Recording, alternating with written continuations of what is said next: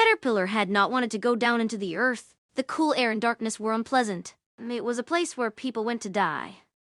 The great black wasp hovered above him. Its eyes were wide with horror. "This is too much! Too much!" Caterpillar screamed, struggling to free himself from the spider's grasp. "I'm not going anywhere with you. I'll bite your head off and be done with it." The spider's grip tightened. It dragged him to the edge of the chasm and held him up to look at his reflection in the bottomless black. Caterpillar had not been looking forward to this moment. He had thought the wasp would take pity on him. Perhaps it would give him a quick death, but the spider was too powerful. It would drag him to its lair, where he would slowly suffocate or starve. Or maybe it would just chew him up and swallow him down. "Oh, what the hell?" Caterpillar said as the wasp reached out and pulled him into the hole. Caterpillar did not like being underground. There was a smell here that reminded him of rotten eggs.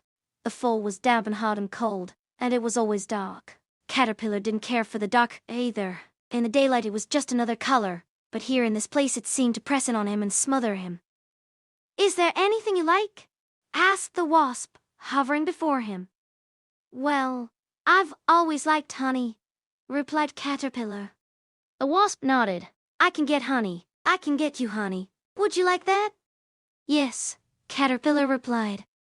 "Good," said the wasp, and it flew off into the dark. It did not take long before Caterpillar heard the buzz of wings overhead. He looked up and saw the wasp returning with a bee in its grasp.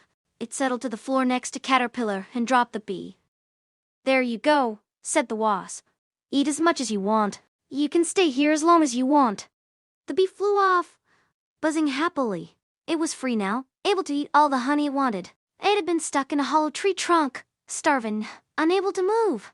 Now it had escaped. It would never again have to worry about dying.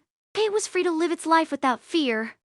Caterpillar was happy for the bee, but he had other things on his mind. He hated being underground. He hated having no idea what was going on above ground, where it was light and warm. He hated the thought of being stuck here, away from his home, trapped in this dark place. He would have been perfectly content to have the wasp just drop him back onto his nest above ground. But he could hear the buzz of the bee's wings as it flew around in the dark above him. It was free, living its life to the fullest. He would have loved to do that, if only he had wings. "Why are you so sad?" asked the wasp. "Don't you like honey?" "It's not that," replied Caterpillar. "I just hate being stuck down here." The wasp laughed.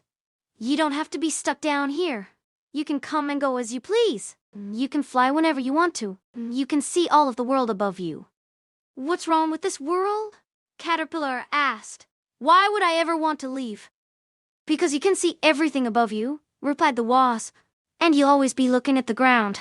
I can give you a new perspective." Caterpillar thought about that for a moment, then looked down at the floor of the cave and saw something that made him angry. A large, shiny black beetle. It had come down into the cave to die, but it had been mistaken for a spider by a small bird who had dropped a nut on it from above, and now it was lying on its back, struggling to get up. Caterpillar walked over and picked up the nut. He gave it to the beetle, who eagerly opened its mouth and swallowed the nut whole. The beetle struggled to its feet and scuttled off, leaving Caterpillar to return to the wasp and tell him that he would stay. The wasp flew into the air and hovered before him. "You're sure you won't change your mind?" asked the wasp. Caterpillar shook his head and held out his hands to show he wasn't holding on to anything. "Well then, we should be getting started," said the wasp. It reached out and touched Caterpillar's forehead with its antennae, then reached down and placed its front two legs on either side of his face. Its rear legs lifted Caterpillar's body into the air. "What's happening?"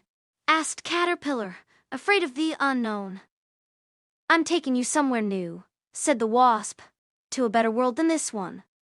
"What is it like?" asked Caterpillar. "It's bright," said the wasp.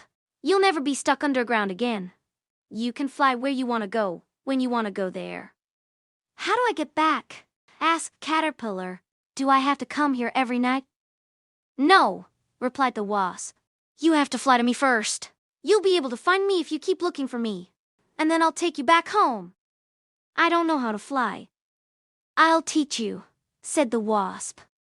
And it did. It taught him everything it knew, from the simple way of holding himself in the air to more difficult things like how to glide through the air, how to move his body from side to side in order to stay aloft, how to move up and down, and even how to steer with his legs. It taught him how to breathe in and out of his nose, how to suck oxygen from the air, how to use his mouth to drink nectar, how to store energy in his fat reserves, how to control his flight muscles, and how to identify landmarks on the ground below. It taught him how to recognize which creatures were safe to eat, which were dangerous, and which were poisonous. And when Caterpillar was tired and wanted to rest, it showed him how to find a place to hide. It told him where the best places to live were, where he could find clean water and shelter from bad weather. A wasp even showed him how to start a nest and make a home.